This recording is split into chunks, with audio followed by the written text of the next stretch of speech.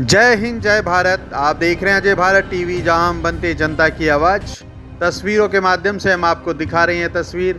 आप देख सकते हैं 15 वर्षीय 9th क्लास में पढ़ने वाले गुरुग्राम के डीएवी स्कूल सेक्टर 14 में रेवांश अदलखा, जिन्हें की बेस्ट पैरा स्विमर अवार्ड मिला है गोवा के सीएम से।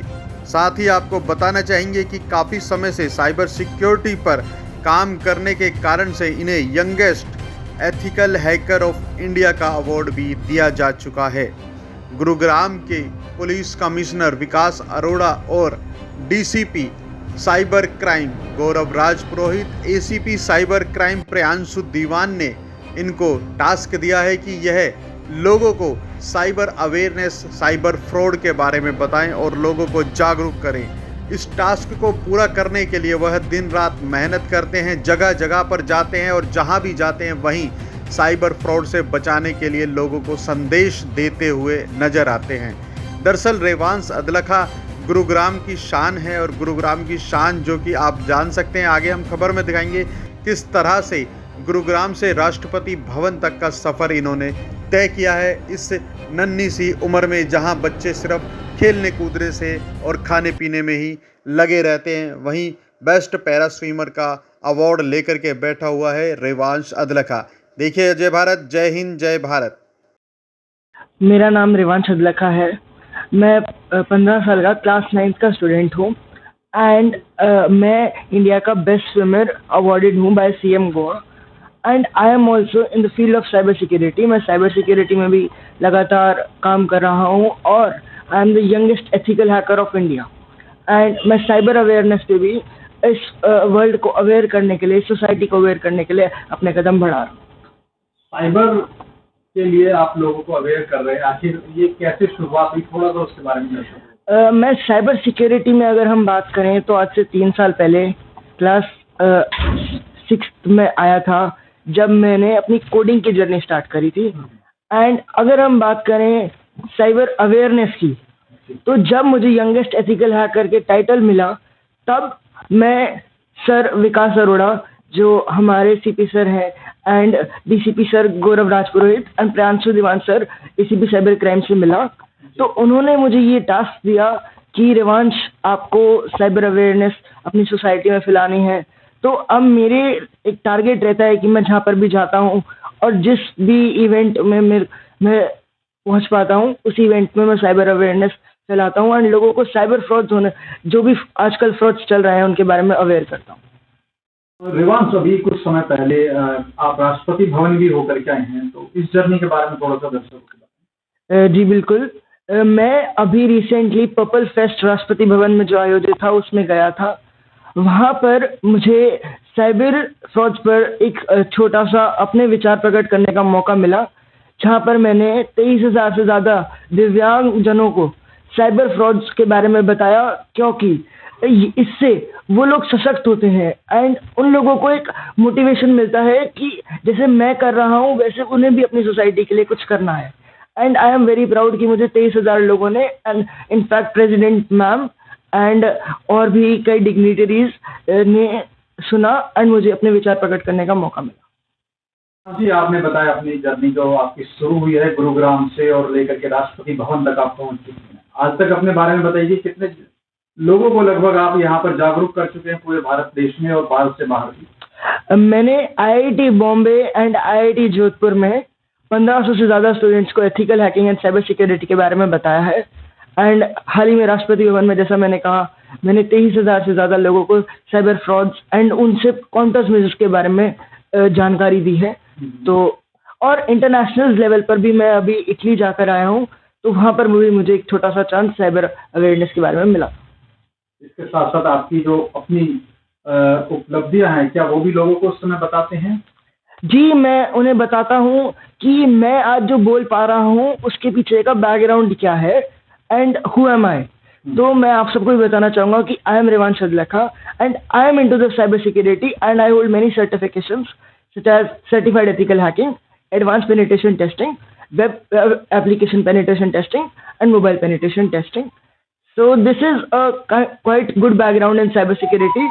So I think that I should make people aware and मैं सोचता हूँ कि जहाँ भी जाऊँ, जहाँ भी मुझे मौका मिले, मैं ये प्रूव करूँ कि हम we are the one who can change the world. एवं साइबर क्राइम के बारे में लोगों को आप अवेयर करते हैं, क्या है साइबर क्राइम? साइबर क्राइम की शुरुआत होती है लालच से। आज तक जितने भी साइबर फ्रॉड हुए हैं उन सब में एक कॉमन फैक्टर अगर आप लोगों को दिखेगा तो वो होगा लालच।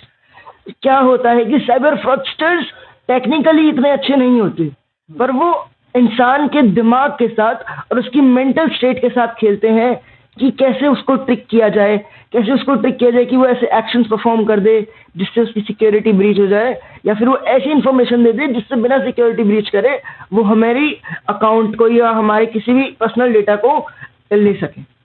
तो क्या करना चाहिए लोगों को कि साइबर फ्रॉड से बच सके? तो सबसे पहले तो हमें किसी भी लिंक पर जो आपको दिखेगी किसी अनवेरिफाइड सोर्स से आया है, या फिर आपके पास व्हाट्सएप से आया है या टेलीग्राम से आया है, ऐसे किसी भी लिंक पर क्लिक नहीं करना चाहिए, क्योंकि ये ज़्यादातर ऐसे लिंक्स होते हैं जिनमें छोटी बहुत डिफरेंसेस होते हैं ओरिजिनल लिंक से, कि आपको दिखेगा वो SBI से आया हुआ लिंक बट वो एक्चुअल में वो नहीं होगा, एंड उससे आप उस अटैकर के झांसे में फंसने के लिए एक स्टेप और आगे चले जाएंगे। एंड सिमिलरली एक APK फ्रॉड होता है कि आपको ऑनलाइन गूगल पर कुछ ऐप्स मिलती हैं जो प्ले स्टोर पर नहीं मिलती या फिर ऐप स्टोर पर नहीं मिलती, तो ऐसी एप्लीकेशंस, ऐसे गेम्स, ऐसे फ्री प्रमोशन ऐप्स को भी डाउनलोड नहीं करना चाहिए, क्योंकि इनमें आपको सामने तो वो ऐप दिखेगी बट वो पीछे आपका पूरा एक्सेस एक अटैकर को दे देगी, जिसके बाद आपको ना OTP देने की ज़रूरत है, ना ही किसी लिंक पे क्लिक करने की ज़रूरत है। एंड आजकल एक बहुत प्रिविलेंट चीज़ चल रही है, डिजिटल अरेस्ट। तो digital arrest is nothing, digital arrest जैसी कोई चीज़ एग्जिस्ट नहीं करती। गवर्नमेंट एंड पुलिस अथॉरिटीज़ ने कहा है कि वो कभी भी किसी को बिना physical notice and physical meet के बिना डिटेन या फिर अरेस्ट नहीं कर सकती। ये डिजिटल अरेस्ट सिर्फ अटैकर्स की एक चाल होती है जिन्होंने पूरा पुलिस स्टेशन को मिमिक करा होता है, फेक पुलिस कॉस्ट्यूम्स बनाई होती है, एंड आपको ऑनलाइन बोलते हैं कि we have arrested you, and आपके आधार कार्ड पे, आपके मोबाइल नंबर पर ये गलत काम हो रहा है, इस वजह से हमने आपको डिजिटल अरेस्ट किया है। This is digital arrest which does not even exist, but ये लोगों के दिमाग में आजकल एक डर बन गया है। तो क्या कुछ लगता है कि आने वाले समय में लोगों को साइबर क्राइम से बचने की आप सलाह दे रहे हैं? आपके जैसे और भी बच्चे हैं, बाकी लोग भी हैं, तो वो जो है साइबर क्राइम से बच पाएंगे या फिर साइबर हैकर्स हैं वो उनको साइबर क्राइम का शिकार बना पाएंगे ज़्यादा? तो मैं आप सबको बताना चाहूँगा कि मेरे जैसे बहुत लोग हैं जिन्होंने इनिशिएटिव लिया है इस वर्ल्ड को साइबर अवेयर और साइबर सुरक्षित बनाने का, एंड इनफैक्ट हमारे प्रधानमंत्री जी ने भी डिजिटल सुरक्षित भारत या साइबर सुरक्षित भारत जैसी कई इनिशिएटिव्स लिए हैं। तो I can surely say that will be always one step ahead. हम हमेशा उन अटैकर्स से एक कदम आगे रहेंगे, बट जैसा कि अभी शुरुआत है, तो अगर आप लोगों के साथ कभी भी साइबर क्राइम या फिर कुछ भी ऐसे साइबर रिलेटेड घटना हो जाती है तो आपको उस समय में पैनिक नहीं करना है, आपको कॉल करना है 1930 पर और अपनी कंप्लेंट रजिस्टर करनी है www.cybercrime.gov.in पर, जो कि इनका नेशनल पोर्टल है जहां पर आपकी सभी साइबर कंप्लेंट्स का निवारण आपको मिले। ओके, 1930 का आपने दिस इज 1930। 1930 पे कॉल करने से लोगों का क्या मतलब पैसा वापस आ जाता है, क्या होता है उनका? 1930 पर कॉल करने से जैसे ही आप उन्हें बताएंगे कि अटैकर के साथ आपकी क्या बात हुई, आप उन्हें थोड़े स्क्रीनशॉट्स देंगे, अटैकर से आया हुआ मैसेज देंगे, तो वो क्या करेंगे, आपके और उस अटैकर के अकाउंट से होने वाली सारी ट्रांजैक्शंस को वो फ्रीज कर देंगे। तो अगर आपका कोई मनी लॉस होगा तो वो रुक जाएगा, एंड आपने किसी APK फाइल को डाउनलोड किया होगा या किसी लिंक पे क्लिक किया होगा तो उसके होस्टिंग बैकएंड से उस अटैकर के डिवाइस जिससे वो लिंक जनरेट हुआ होगा उस डिवाइस तक पहुंचने का ट्राई कर सकते हैं। But the main thing is आपको पैनिक करके उस सबूत डिलीट नहीं कर देने हैं कि अगर मैं ये फाइल डिलीट कर दूंगा तो मैं बच जाऊंगा। That is not the case, जबकि आपको उन सबको संभाल के रखना चाहिए जो as a proof and as a clue हमारे लिए काम है।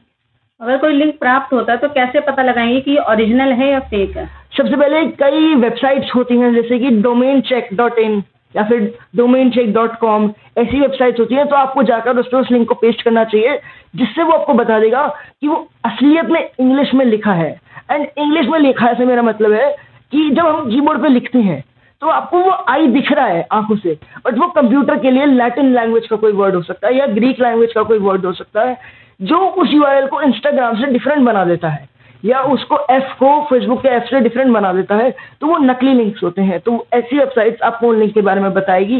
एंड अगर आप किसी लिंक पे होवर यानी कि उस पर क्लिक ना करके उसके ऊपर अपने कर्सर को लेकर जाते हैं तो उस लिंक का आपको एड्रेस दिखता है एंड वो एड्रेस ओरिजिनल होता है क्योंकि वो फेक नहीं हो सकता। तो वो एड्रेस चेक करें, अगर वो वेरीफाइड इंस्टाग्राम का एड्रेस है तो ही उस पर बिलीव करें। एंड सिमिलरली एसएमएस के साथ होता है कि जब भी बैंक वगैरह से या गवर्नमेंट अथॉरिटी से मैसेज आता है तो उसमें आपको मोबाइल नंबर नहीं दिखता, आपको उस गवर्नमेंट अथॉरिटी का एक छोटा सा कोड या फिर एक कोड नेम दिखता है। तो आप उस नेम को वेरीफाई करें कि क्या वो एक्चुअल बैंक से पहले आए मैसेजेस की तरह और पहले आए ईमेल्स की तरह है या फिर ये किसी और नंबर या किसी और कोड से आया। बहुत बहुत धन्यवाद आपका हमसे बात करने के लिए और हमारे दर्शकों को इतनी महत्वपूर्ण जानकारी देने के लिए। उम्मीद करेंगे यदि किसी दर्शक का कोई सवाल होगा तो वो आपसे जरूर पूछ सकता है कमेंट बॉक्स में, हम फिर से आपके साथ जोड़ेंगे एक बार। बहुत बहुत धन्यवाद। धन्यवाद।